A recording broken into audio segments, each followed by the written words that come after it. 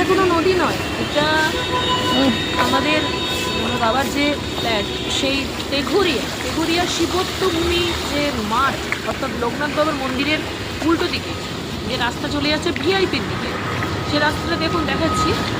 এবং আমাদের ফ্ল্যাটের সামনে যে দোকানগুলো আছে, জল নামানোর চেষ্টা চলছে, ওইদিকে পাম্প চলছে, ওইদিকে ফ্ল্যাটের বিকাশ, রীতিমতো একটা খুবই বাজে পরিস্থিতি। এই জল পেরিয়ে ভেতরে ঢোকা, এটা তো সামান্য, এটা কিছুই না।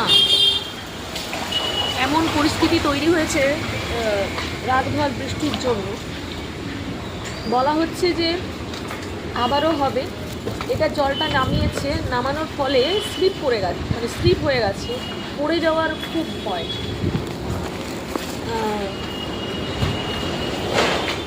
পুরো একদম বিপর্যস্ত অবস্থায়